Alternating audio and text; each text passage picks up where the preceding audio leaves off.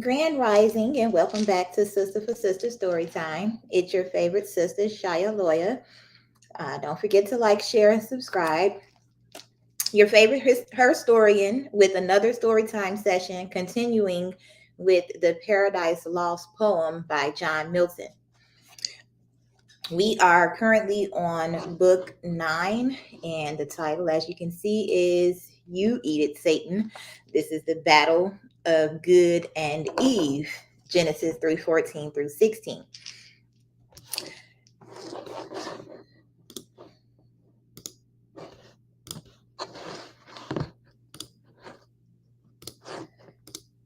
And if you'd like to purchase the poem in book form, you can get it in the description box. You can also search it online if you'd like to get the free PDF.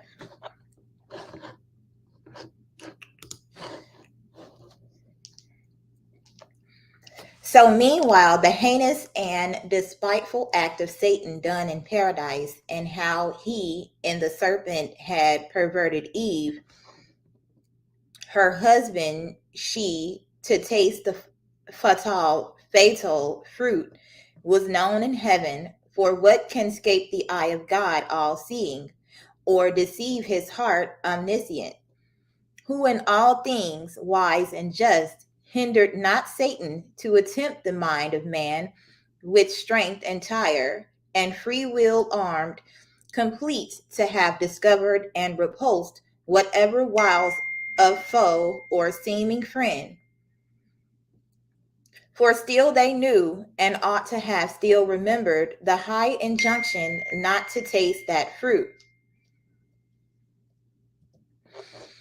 Whoever tempted, which they not obeying, incurred what could they less the penalty, and manifold in sin deserved to fall. Up into heaven from paradise in haste the angelic guards ascended, mute and sad for man, for of his state by this they knew, much wondering how the subtle fiend had stolen entrance unseen. Soon as the unwelcome news from earth arrived at heaven's gate, displeased all were who heard, dim sadness did not spare that time celestial visages, yet mixed with pity violated not their bliss. About the new arrived, in multitudes the ethereal people ran, to hear and know how all befell. They towards the throne supreme accountable made haste to make appear with righteous plea their utmost vigilance, and easily approved, when the Most High Eternal Father from his secret cloud, amidst in thunder, uttered thus his voice: Assembled angels, and ye powers returned from unsuccessful charge, be not dismayed, nor troubled at these tidings from the earth, which your sincerest care could not prevent. Foretold so lately what would come to pass, when first this tempter crossed the gulf from hell. I told you then he should prevail and speed on his bad errand. Man should be seduced and flattered out of all, believing lies against his maker. No decree of mine concurring to necessitate his fall, or touch with lightest moment of impulse his free will, to her own inclining left in even scale. But fallen he is, and now what rest but that the mortal sentence pass on his transgression? Death denounced that day, which he presumes already vain and void, because not yet inflicted, as he feared, by some immediate stroke, but soon shall find forbearance no acquittance ere day end. Justice shall not return as bounty scorned. But whom send I to judge them? Whom but thee, vicegerent Son? To thee I have transferred all judgment, whether in heaven or earth or hell.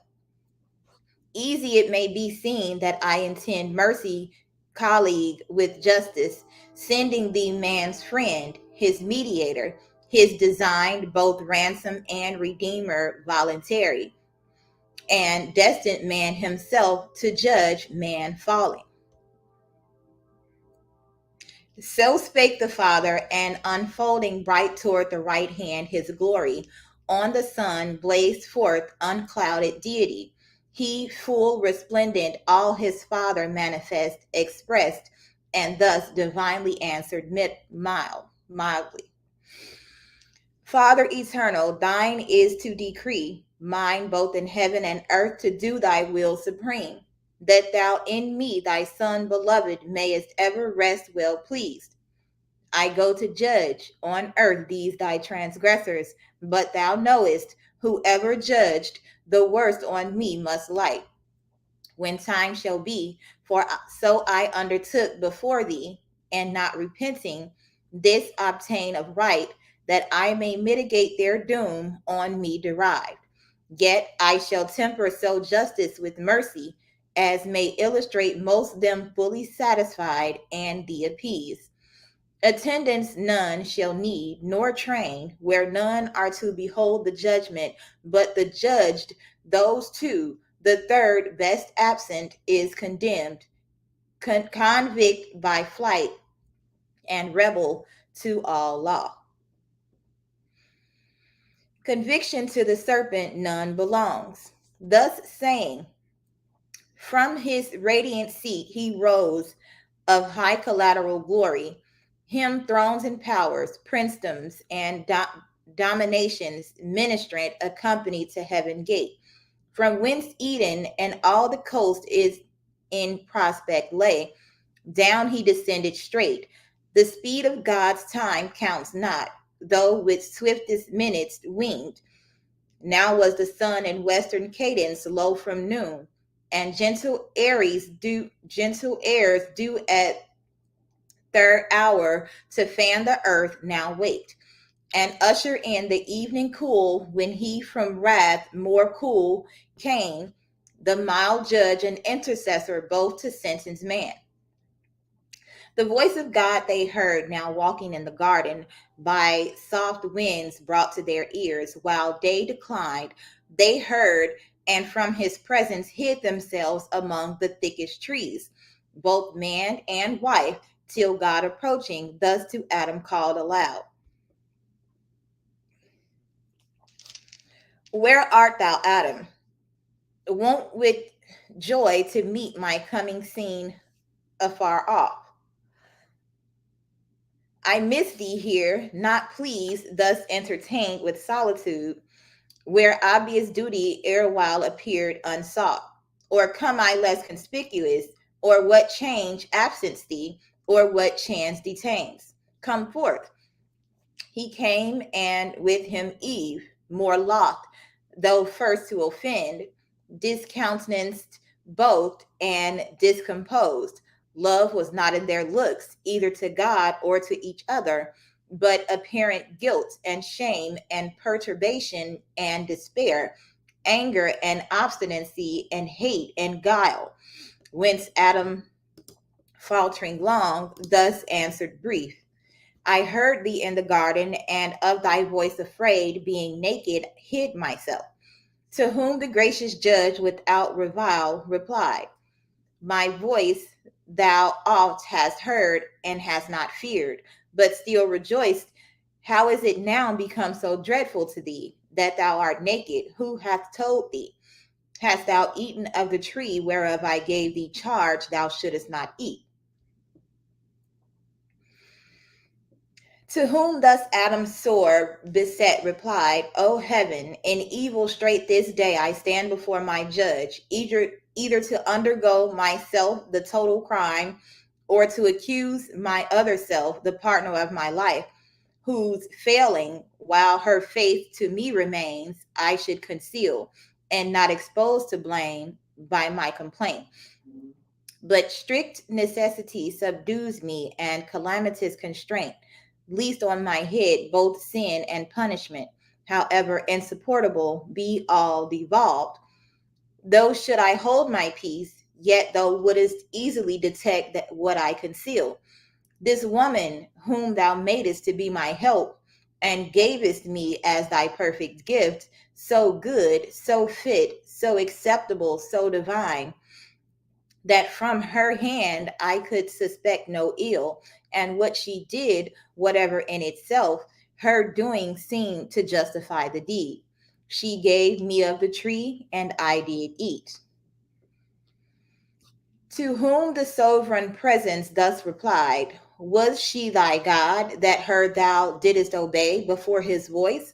Or was she made thy guide, superior, or but equal, that to her thou didst resign thy manhood, and the place wherein God set thee above her made of thee, and for thee, whose perfection far excelled hers in all real dignity?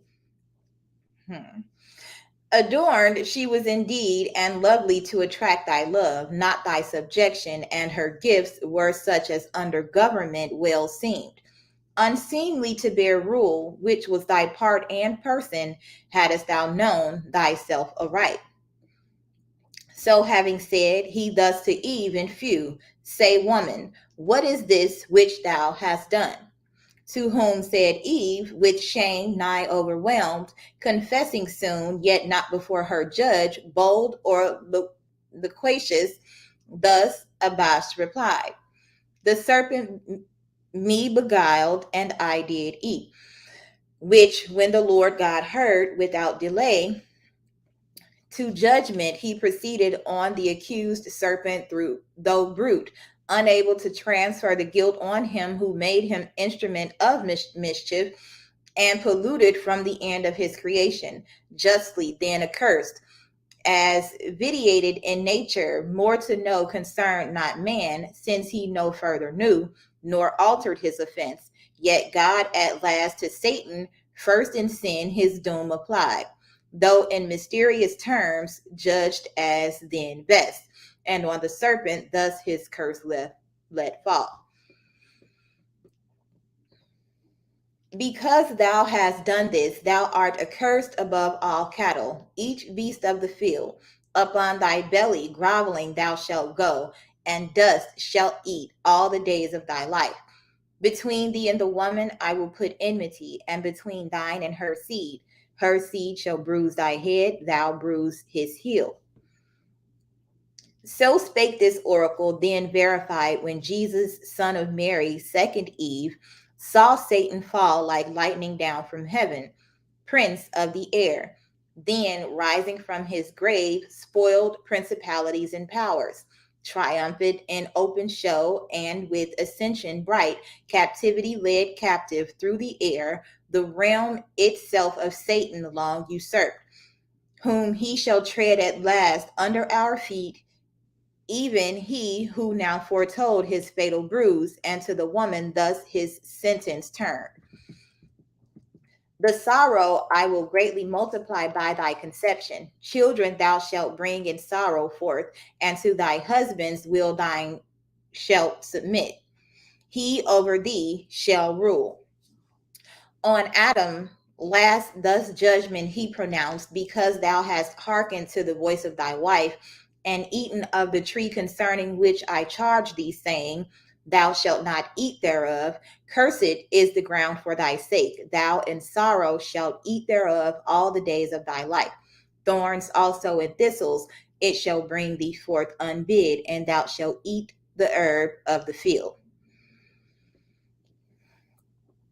In the sweat of thy face shalt thou eat bread, till thou return unto the ground. For thou out of the ground was taken, know thy birth. For dust thou art, and shalt to dust return.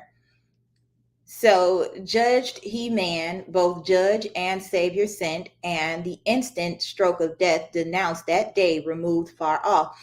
Then pitying how they stood before him naked to the air, that now must suffer change, disdained not to begin thenceforth the form of servant to assume. As when he washed his servants' feet, so now as father of his family he clad their nakedness with skins of beasts or slain, or as the snake with youthful coat repaid, and thought not much to clothe his enemies, nor he their outward only with the skins of beasts. but inward nakedness, much more opprobrious, with his robe of righteousness arraying covered from his father's sight. To him with swift ascent he up returned, into his blissful bosom reassumed, in glory as of old. To him appeased all, though all knowing, what had passed with man recounted, mixing intercession sweet. Meanwhile, ere thus was sinned and judged on earth, within the gates of hell sat sin and death. In counter view within the gates that now stood open wide, belching outrageous flame far into chaos, since the fiend passed through, sin opening, who thus now to death began. O son, why sit we here each other viewing idly, while Satan, our great author, thrives in other worlds, and happier seat provides for us his offspring, dear? It cannot be but that success attends him. If mishap err, then he had returned, with fury driven by his avenger, since no place like this can fit his punishment or their revenge. Methinks I feel new strength within me rise, wings growing, and dominion given me large beyond this deep. Whatever draws me on, or sympathy, or some connatural force, powerful at greatest distance to unite with secret amity things of like kind. By secretist conveyance, though my shade inseparable must with me along, for death from sin no power can separate, but least the difficulty of passing back stay his return, perhaps over this gulf impassable, impervious. Let us try adventurous work, yet to thy power and mine not unagreeable, to found a path over this main from hell to that new world where Satan now prevails, a monument of merit high to all the infernal host, easing their passage hence for intercourse or transmigration as their lot shall lead. Nor can I miss the way, so strongly drawn by this new felt attraction and instinct. Whom thus the meager shadow answered soon, go whither fate and inclination strong leads thee. I shall not lag behind, nor err the way. Thou leading, such a scent I draw of carnage, prey innumerable, and taste the savor of death from all things there that live. Nor shall I to the work thou interpretest be wanting, but afford thee equal aid. So saying, with delight he snuffed the smell of mortal change on earth, as when a flock of ravenous fowl, though many a league remote, against the day of battle, to a field where armies lie encamped, come flying, lured with the scent of living carcasses designed for death, the following day in bloody fight. So scented the grim feature, and upturned his nostril wide into the murky air, sagacious of his quarry from so far. Then both from out hell gates into the waste wide anarchy of chaos, damp and dark, flew divers, and with power, their power was great, hovering upon the waters. What they met, solid or slimy, as in raging sea tossed up and down, together crowded, drove from each side, shoaling towards the mouth of hell, as when two polar winds blowing adverse upon the Cronian sea together drive mountains of ice that stopped the imagined way beyond Petsora eastward to the rich Cathian coast. The aggregated soil death with his mace petrified, cold and dry, as with a trident smoke, and his fixed as firm as Delos floating once. The rest, his look bound with Gorgonian rigor not to move, and with asphaltic slime, broad as the gate, deep to the roots of hell, the gathered beach they fastened, and the mole immense wrought on over the foaming deep high arch, a bridge of length prodigious, joining to the wall, immovable of this now fenceless world, forfeit to death. From hence a passage broad, smooth, easy, inoffensive, down to hell. So, if great things too small may be compared, Xerxes, the liberty of Greece to yoke, from Susa his Memnonian palace high came to the sea, and over Hellespont, bridging his way, Europe with Asia joined, and scourged with many a stroke the indignant waves. Now had they brought the work by wondrous art pontifical, a ridge of pendant rock over the vexed abyss, following the track of Satan, to the self-same place where he first lighted from his wing and landed safe from out of chaos to the outside bare of this round world. With pins of adamant and chains they made all fast, too fast they made and durable. And now in little space the confines met of empyrean heaven and of this world, and on the left hand hell with long reach interposed, three several ways in sight. To each of these three places led, and now their way to earth they had described, to paradise first tending, when behold Satan in likeness of an angel, bright betwixt the centaur and the scorpion, steering his zenith, while the sun in Aries rose.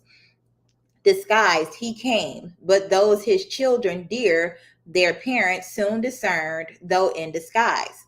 He, after Eve seduced, unminded slunk into the wood fast by, and changing shape to observe the sequel, saw his guileful act by Eve, though all unwitting, seconded upon her husband, saw their shame that sought vain covertures. But when he saw descend the Son of God to judge them, terrified he fled, not hoping to escape, but shunned the present, fearing guilty what his wrath might suddenly inflict. That passed, returned by night, and listening where the hapless pair sat in their sad discourse and various plaint. Thence gathered his own doom, which understood not instant, but of future time. With joy and tidings fraught, to hell he now returned. And at the brink of chaos, near the foot of this new wondrous pontifice, unhoped met who to meet him came, his offspring dear. Great joy was at their meeting, and at sight of that stupendous bridge his joy increased. Long he admiring stood, till sin, his fair enchanting daughter, thus the silence broke. O parent, these are thy magnificent deeds, thy trophies, which thou viewest as not thine own. Thou art the author and prime architect. For I no sooner in my heart divined, my heart, which by a secret harmony still moves with thine, joined in connection sweet, that thou on earth hast prospered, which thy looks now also evidence. But straight I felt, though distant from thee, worlds between, yet felt that I must after thee with this thy son. Such fatal consequence unites us three. Hell could no longer hold us in her bounds, nor this unvoyageable gulf obscure detain from following thy illustrious track. Thou hast achieved our liberty, confined within hell gates till now, thou us empowered to fortify thus far, and overlay with this portentous bridge the dark abyss. Thine now is all this world. Thy virtue hath won what thy hands builded not. Thy wisdom gained with odds what war hath lost, and fully avenged our foil in heaven. Here thou shalt monarch reign. There didst not, there let him still victor sway. As battle hath adjudged, from this new world retiring, by his own doom alienated. And henceforth monarchy with the divide of all things, parted by the imperial bounds. His quadrature from the orbicular world, or try thee now more dangerous to his throne. Whom thus the Prince of Darkness answered glad, fair daughter, and thou son and grandchild both, high proof ye now have given to the race of Satan, for I glory in the name antagonist of heaven's almighty King. Amply have merited of me of all the infernal empire, that so near heaven's door triumphal with triumphal act have met, mine with this glorious work, and made one realm hell, and this world one realm, one continent of easy thoroughfare. Therefore, while I descend through darkness on your road with ease to my associate powers, them to acquaint with these successes and with them rejoice. You too this way, among those numerous orbs all yours, right down to paradise descend. There dwell and reign in bliss, thence on the earth dominion exercise and in the air. Chiefly on man, so Lord of all declared. Him first make sure your thrall, and lastly kill. My substitutes I send you, and create plenipotent on earth, of matchless might issuing from me. On your joint vigor now my hold of this new kingdom all depends. Through sin to death exposed by my exploit. If your joint power prevail, the affairs of hell no detriment need fear. Go and be strong. So saying he dismissed them, they with speed their course through thickest constellations hailed, spreading their bane. The blasted stars looked wan, and planets strook, real eclipse then suffered. The other way Satan went down the causey to hell gate, on either side disparted chaos overbuilt exclaimed, and with rebounding surge the bars assailed that scorned his indignation. Through the gate, wide opened and unguarded, Satan passed, and all about found desolate. For those appointed to sit there had left their charge, flown to the upper world. The rest were all far to the inland, retired about the walls of Pandemonium, city and proud seat of Lucifer. So by allusion called, of that bright star to Satan paragon. There kept their watch the legions, while the grand in council state, solicitous what chance might intercept their emperor sent. So he departing gave command, and they observed. As when the Tartar from his Russian foe by Astrakhan over the snowy plains retires, or Bactrian Sophie from the horns of Turkish crescent, leaves all waste beyond the realm of Aladul in his retreat to Taurus or Caspian. So these the late heaven banished host left desert, utmost hell, many a dark league, reducted in careful watch round their metropolis, and now expecting each hour their great adventurer from the search of foreign worlds. He thought the mist unmarked, in show plebeian angel militant of lowest order passed, and from the door of that Plutonian hall, invisible, ascended his high throne, which under state of richest texture spread, at the upper end was placed in regal luster. Down a while he sat, and round about him saw unseen. At last, as from a cloud, his fulgent head and shaped star bright appeared, or brighter, clad with what permissive glory since his fall was left him, or false glitter. All amazed at that so sudden blaze, the Stygian throng bent their aspect, and whom they wished beheld. Their mighty chief returned. Loud was the acclaim. Forth rushed in haste the great consulting peers, raised from their dark divan, and with light joy congratulant approached him, who with hands silenced and with these words attention won. Thrones, dominations, princedoms, virtues, powers, for in possession such, not onely of right, I call you and declare you now, return successful beyond hope, to lead you forth triumphant out of this infernal pit, abominable, accursed, the house of woe and dungeon of our tyrant. Now possess as lords a spacious world, to our native heaven little inferior. By my adventure, hard with peril, great achieved.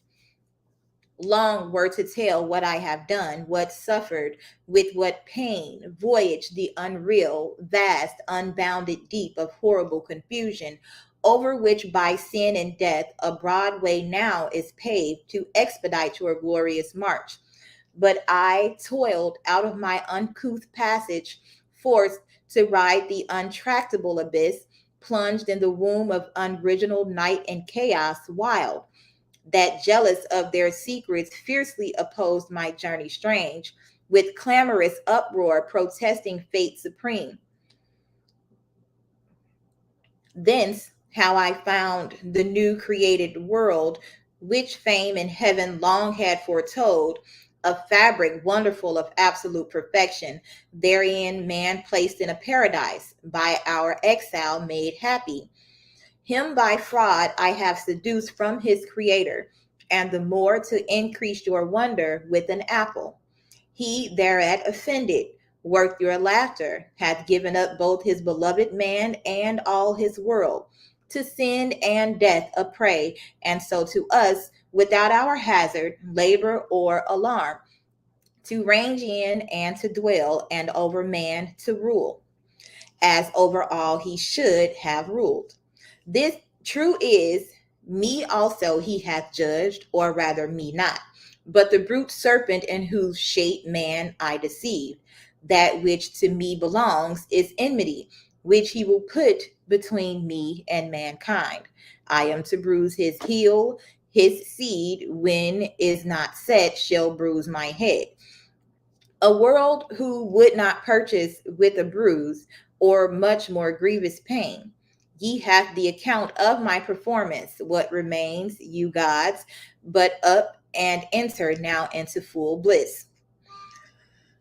So having said, a while he stood, expecting their universal shout and high applause to fill his ear, when contrary he hears on all sides, from innumerable tongues, a dismal universal hiss, the sound of public scorn. He wondered, but not long had leisure, wondering at himself now more, his visage drawn, he felt to sharp and spare, his arms clung to his ribs, his legs entwining each other, till supplanted down he fell, a monstrous serpent on his belly prone, reluctant, but in vain, a greater power now ruled him, punished in the shape he sinned, according to his doom. He would have spoke, but his returned with forked tongue to forked tongue, for now were all transformed alike to serpents, all as accessories to his bold riot. Dreadful was the din of hissing through the hall, thick swarming now with complicated monsters, head and tail, scorpion and asp, and amphibian, a dire Ephisbena, dire Cerastus, horned Hydrus, and Elops, drear, and Dipsus, not so thick swarmed once the soil, but dropped with blood of Gorgon, or the Isle Ophusa. Looks like Ufi USA. But still, greatest he, the mist, now dragon grown, larger than whom the sun engendered in the Pythian veil on slime, huge Python, and his power no less he seemed above the rest still to retain. They all him followed, issuing forth to the open field, where all yet left of that revolted rout, heaven fallen. In station stood or just array, sublime with expectation, when to see and triumph issuing forth their glorious chief. They saw, but others sight instead, a crowd of ugly serpents. Horror on them fell, and horrid sympathy for what they saw. They felt themselves now changing. Down their arms, down fell both spear and shield. Down they as fast, and the dire hiss renewed, and the dire form catched by contagion, like in punishment as in their crime. Thus was the applause they meant, turned to exploding hiss, triumph to shame, cast on themselves from their own mouths. There stood a grove hard by, sprung up with this their change. His will who reigns above, to aggravate their penance, laden with fair fruit, like that which grew in paradise, the bait of Eve used by the tempter. On that prospect strange, their earnest eyes they fixed, imagining for one forbidden tree a multitude now risen, to word them further woe or shame, yet parched with scalding thirst and hunger fierce. Though to delude them sent, could not abstain, but on they rolled in heaps, and up the trees climbing, sat thicker than the snaky locks that curled Megira. Greedily they plucked the fruitage fair to sight, like that which grew near that bituminous lake where Sodom flamed. This more delusive, not the touch, but taste deceived, they fondly thinking to allay their appetite with gust instead of fruit chewed bitter ashes, which the offended taste with spattering noise rejected. Oft they essayed hunger and thirst constraining, drugged as oft with hatefulest disrelish, writhed their jaws with food and cinders filled. So oft they fell into the same illusion, not as man whom they triumphed once lapsed. Thus were they plagued and worn with famine, long and ceaseless hiss, till their lost shape permitted they resumed, yearly enjoined, some say, to undergo this annual humbling certain numbered days, to dash their pride and joy for man seducted. However, some tradition they dispersed among the heathen of their purchase got, and fabled how the serpent, whom they called Ophion, with Eurydice, the wide encroaching Eve, perhaps, had first the rule of high Olympus, then by Saturn driven in ops, yet Dictean Jove was born. Meanwhile, in paradise, the hellish pair too soon arrived. Sin there in power before, once actual, now in the body, and to dwell habitual habitant. Behind her, death, close following pace for pace, not mounted yet on his pale horse, to whom sin thus began.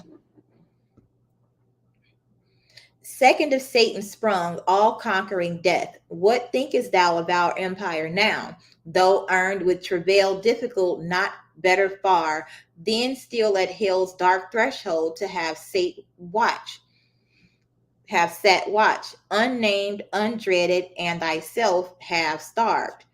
Whom thus the sin-born monster answered soon, to me, who with eternal famine pine, alike is hell, or paradise, or heaven, their best, where most with ravin I meet not.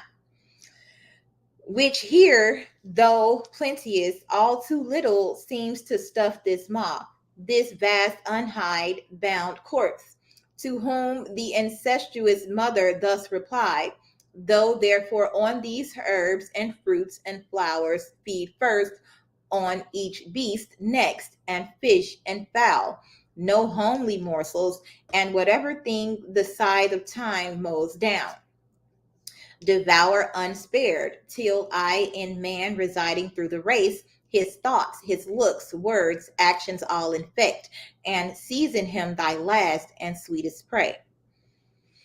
This said, they both betook them several ways, both to destroy or unimmortal make all kinds, and for destruction to mature sooner or later, which the Almighty seeing from his transcendent seat the saints among, to those bright orders uttered thus his voice.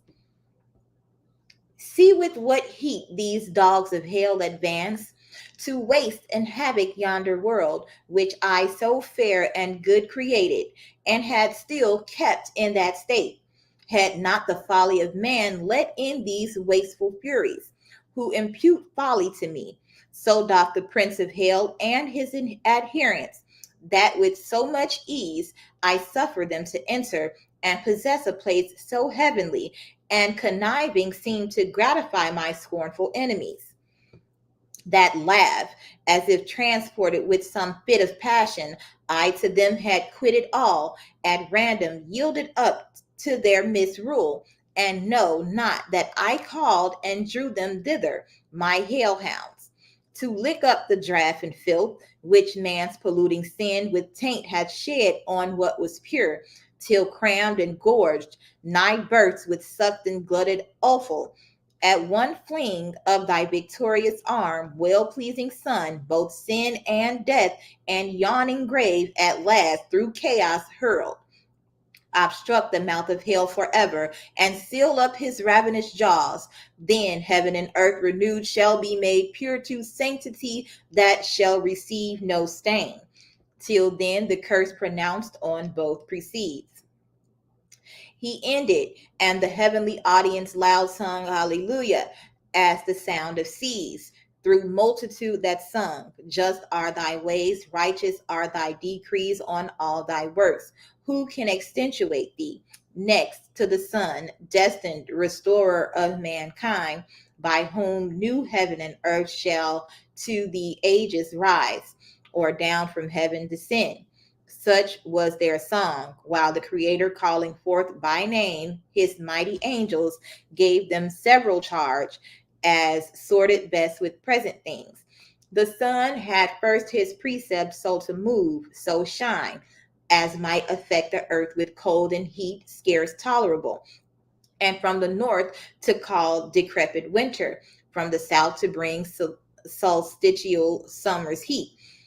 To the black moon, her office they prescribed, to the other five, their planetary motions and aspects in sextile, square, and trine, and opposite, of noxious efficacies, and when to join in synod unbenign, and taught the fixed their influence, malignant when to shower, which of them rising with the sun or falling should prove tempestuous. To the winds they set their corners, when the bluster to confound sea, air, and shore, the thunder when to roll with terror through the dark aerial hall.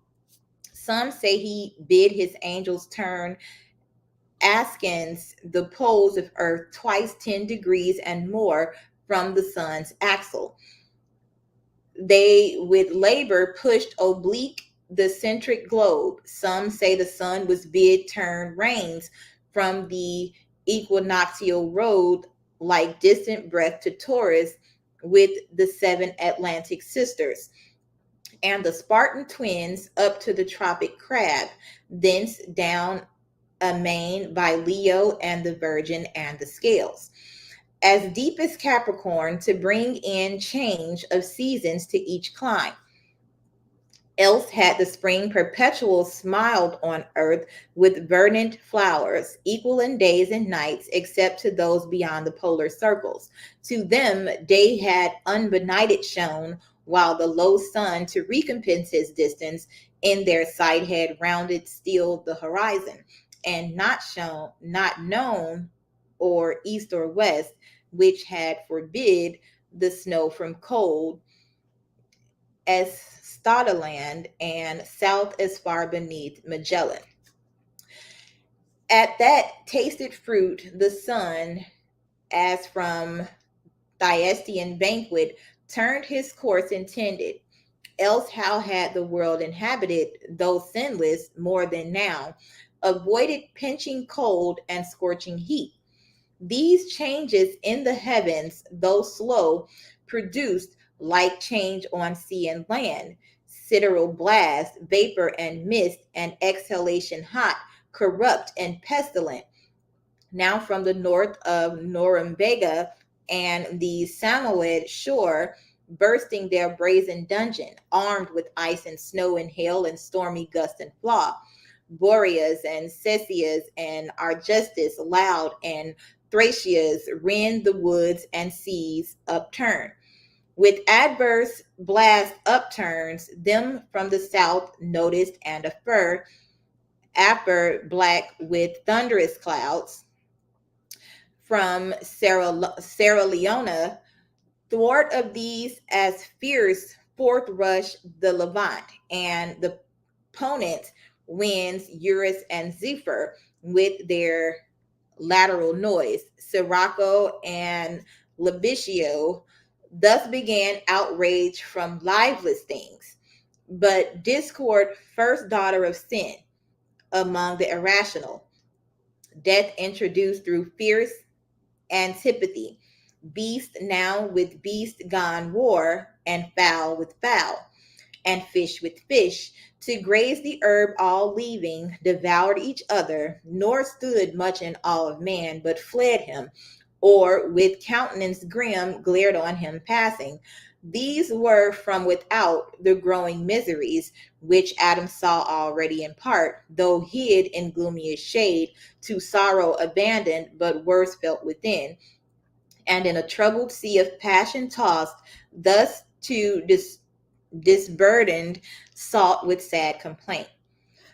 O miserable of happy, is this the end of this new glorious world, and me so late the glory of that glory, who now become accursed of blessed?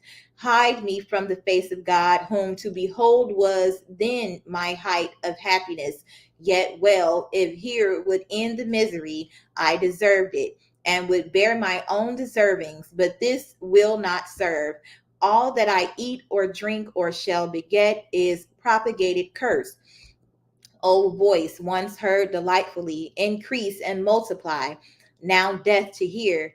For what can I increase or multiply but curses on my head? Who of all ages to succeed, but feeling the evil on him brought by me, will curse my head? I'll fare our ancestor impure, for this we may thank Adam, but his thanks shall be the execration. So besides mine own that bide upon me, all from me shall with a fierce reflux on me redound, on me as on their natural center light heavy, though in their place. O fleeting joys of paradise, dear bought with lasting woes, did I request thee, maker, from my clay to mold me, man? Did I solicit thee from darkness to promote me, or here placed in this delicious garden? As my will concurred not to my being, it were but right and equal to reduce me to my dust, desirous to resign and render back all I received, unable to perform thy terms too hard, by which I was to hold the good I sought not. To the loss of that sufficient penalty, why hast thou added the sense of endless woes? Inexplicable thy justice seems, yet to say truth too late, I thus contest. Then should have been refused those terms whatever when they were proposed. Thou didst accept them. Wilt thou enjoy the good? Then cavil the conditions? And though God made thee without thy leave, what if thy son proved disobedient and reproved? Retort, wherefore didst thou beget me? I sought it not. Wouldst thou admit for his contempt of thee that proud excuse?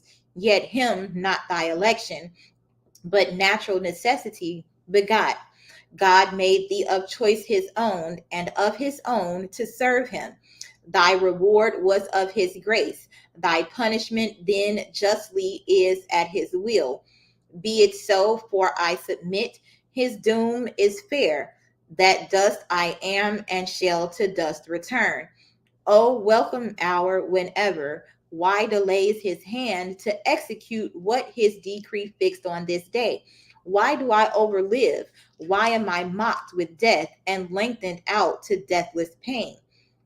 How gladly would I meet mortality my sentence, and be earth insensible. How glad would lay me down as in my mother's lap. There I should rest and sleep secure. His dreadful voice no more would thunder in my ears. No fear of worse to me and to my offspring would torment me with cruel expectation. Yet one doubt pursues me still, least all I cannot die. Least that pure breath of life, the spirit of man, which God inspired, cannot together perish with this corporeal clod. Then in the grave, or in some other dismal place, who knows but I shall die a living death? O thought horrid, if true, yet why?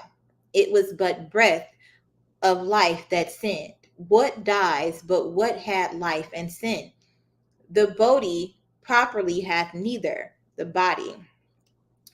All of me then shall die. Let this appease the doubt, since human reach no further knows.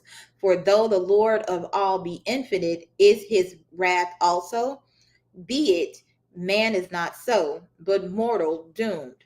How can he exercise wrath without end on man, whom death must end? Can he make deathless death?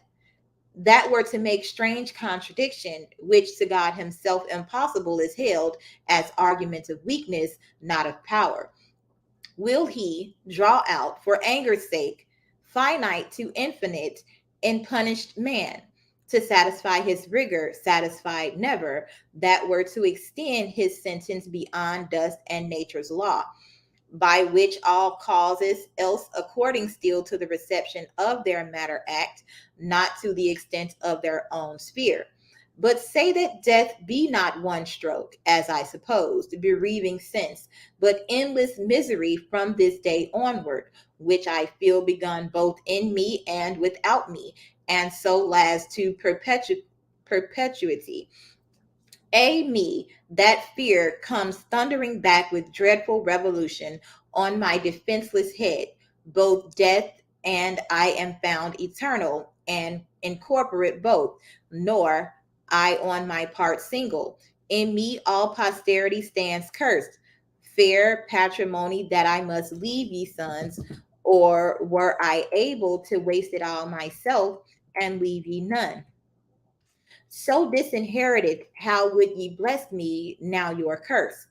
Ah, why should all mankind for one man's fault thus guiltless be condemned if guiltless? But from me what can proceed but all corrupt, both mind and will depraved, not to do onely, but to will the same with me? How can they acquitted stand in sight of God? Him after all disputes forced I absolve. All my evasions vain and reasonings, though through mazes, lead me still but to my own conviction. First and last on me, me only, as the source and spring of all corruption. All the blame lights do. So might the wrath fond wish, couldst thou support that burden heavier than the earth to bear, than all the world much heavier, though divided with that bad woman. Thus, what thou desirest and what thou fearest alike destroys all hope of refuge and concludes thee miserable beyond all past example and future. To Satan onely like both crime and doom, O conscience, into what abyss of fears and horrors hast thou driven me, out of which I find no way, from deep to deeper plunged.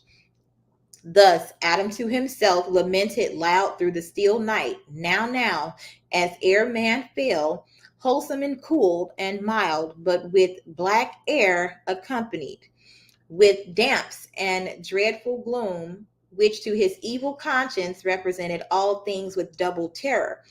On the ground outstretched he lay, on the cold ground, and oft cursed his creation, death as often accused of tardy execution since denounced the day of his offense. Why comes not death, said he, with one thrice acceptable stroke to end me? Shall truth fail to keep her word? Justice divine not hastened to be just? But death comes not at call. Justice divine mends not her slowest pace for prayers or cries. O woods, O fountains, hillocks, dales, and burrows, with other echo far I thought your shades to answer, and resound far other song. Whom thus afflicted when said Eve beheld, desolate where she ate, approaching nigh. Soft words to his fierce passion she essayed, but her with stern regard he thus repelled.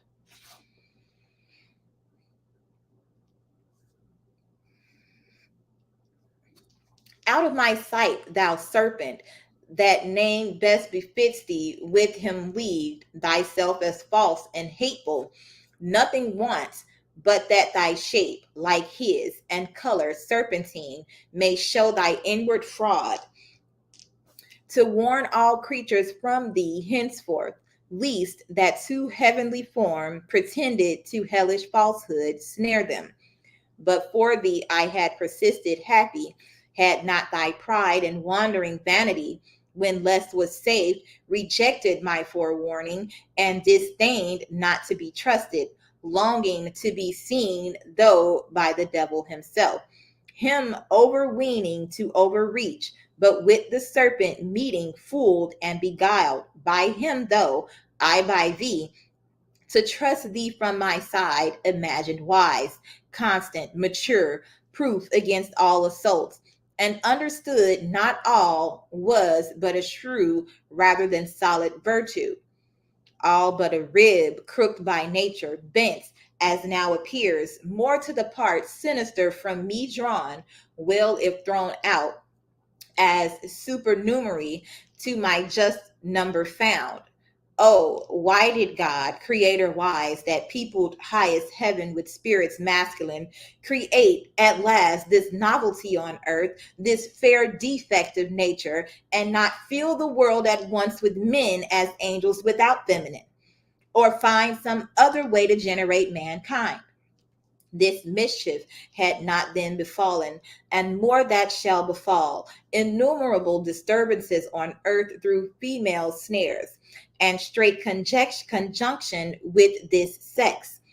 For either he never shall find out fit mate, but such as some misfortune brings him, or mistake, or whom he wishes most shall seldom gain through her perverseness, but shall see her gained by a far worse, or if she love, withheld by parents, or his happiest choice too late shall meet, already linked in wedlock bound to a fell adversary, his hate or shame, which infinite calamity shall cause to human life and household peace confound.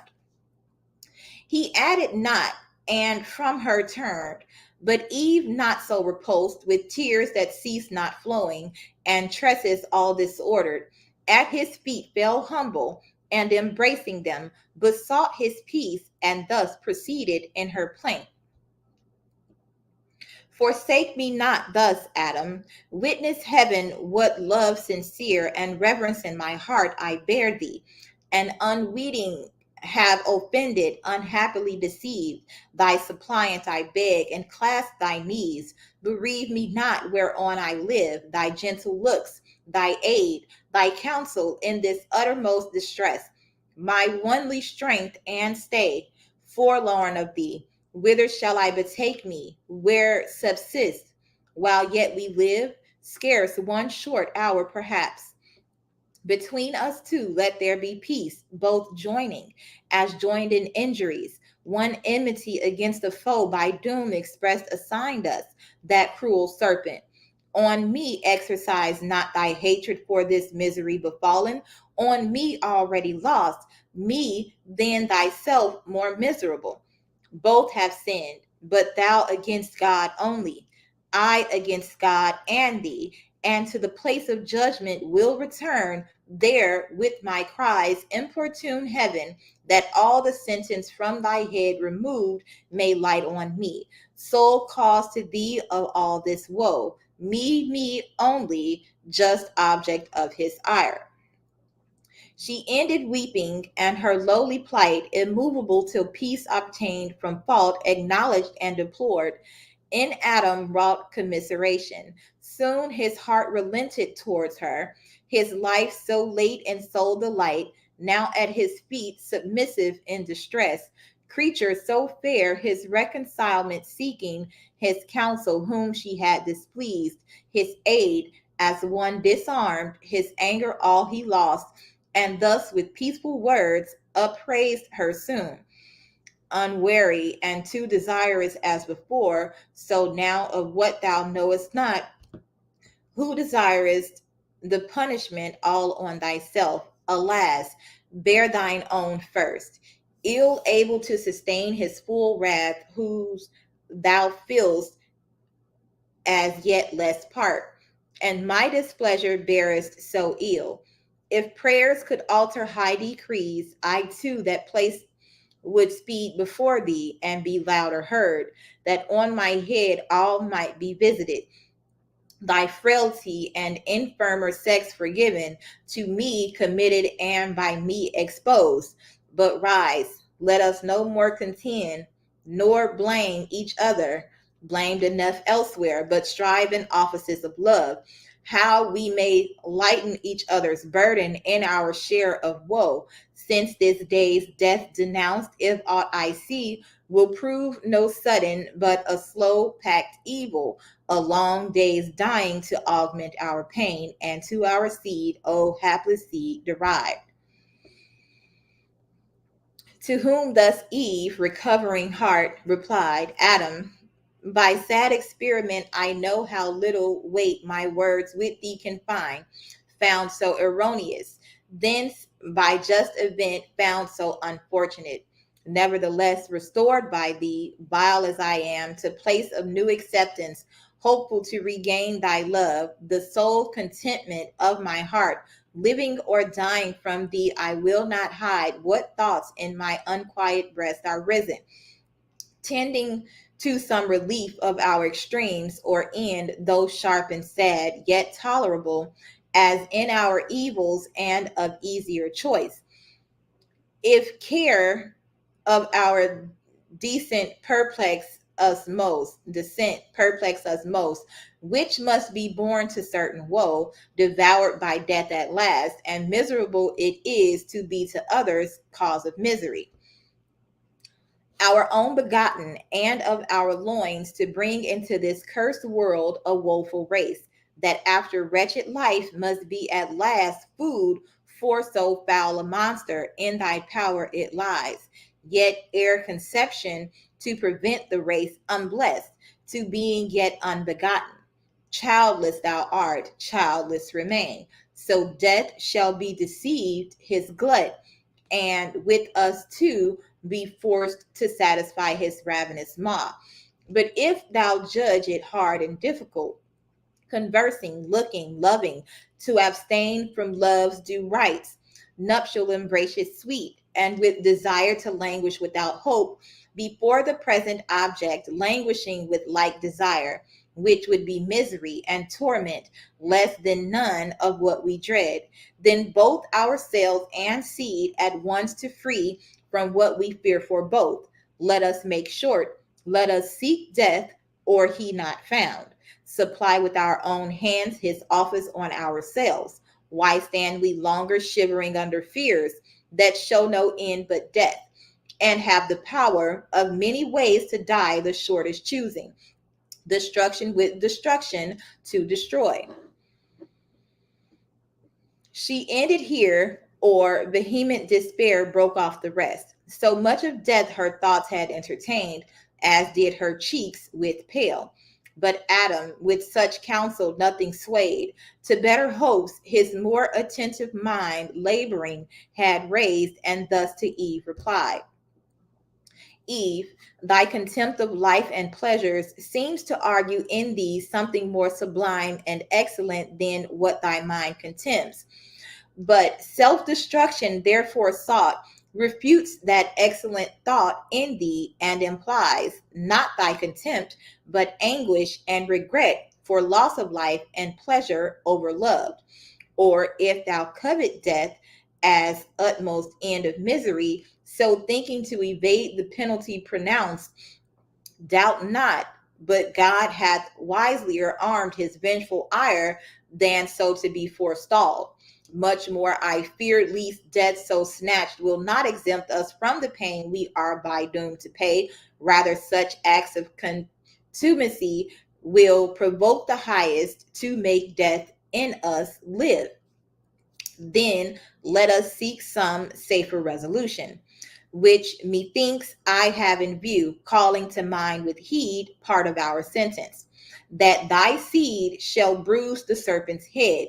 Piteous amends, unless be meant, whom I conjecture our grand foe, Satan, who in the serpent hath contrived against us this deceit, to crush his head, would be revenge indeed, which will be lost by death brought on ourselves, or childless days resolved, as thou proposest.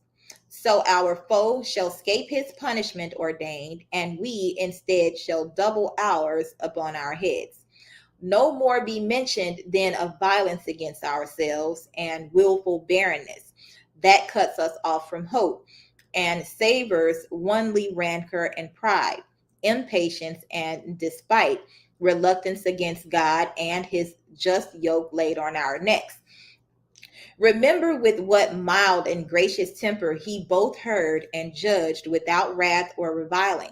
We expected immediate dissolution, which we thought was meant by death that day, when lo, to thee pains, only in childbearing, were foretold, and bringing forth, soon recompensed with joy, fruit of thy womb. On me the curse aslope glanced on the ground. With labor I must earn my bread. What harm? Idleness had been worse. My labor will sustain me, and least cold or heat should injure us. His timely care hath unbesought provided, and his hands clothed us unworthy. Pitying while he judged, how much more, if we pray him, will his ear be open, and his heart to pity incline, and teach us further by what means to shun the inclement seasons, rain, ice, hail, and snow, which now the sky with various face begins to show us in this mountain, while the winds blow moist and keen, shattering the graceful locks of these fair spreading trees, which bids us seek some better shroud, some better warmth to cherish our limbs benumbed, or this diurnal star leave cold the night, how we his gathered beams reflected, may with matter sear foment, or by collision of two bodies grind the air attrite to fire, as late the clouds justling or pushed with winds brewed in their shock, tying the slant lightning, whose thwart flame driven down kindles the gummy bark of fir or pine, and sends a comfortable heat from far, which might supply the sun such fire to use, and what may else be remedy or cure to evils which our own misdeeds have wrought. He will instruct us praying and of grace beseeching him, so as we need not fear to pass commodiously this life, sustained by him with many comforts, till we end in dust, our final rest and native home. What better can we do than to the place repairing where he judged us, prostrate, fall before him reverence, and there confess humbly our faults and pardon beg, with tears watering the ground, and with our sighs the air frequenting. Sent from hearts contrite, in sign of sorrow unfeigned, and humiliation meek. Undoubtedly he will relent and turn from his displeasure, in whose look serene, when angry most he seemed and most severe, what else but favor, grace, and mercy shown. So spake our father penitent, nor Eve felt less remorse. They forthwith to the place repairing where he judged them, prostrate fell before him reverent, and both confessed humbly their faults, and pardon begged with tears watering the ground, and with their sighs the air frequenting, sent from hearts contrite, in sign of sorrow unfeigned and humiliation meek. And that is the end of the 9th book. Let me know what you guys think. I will be back with the last, I think it's the last chapter, maybe in a couple of hours. Thanks. Don't forget to like, share, subscribe. Peace.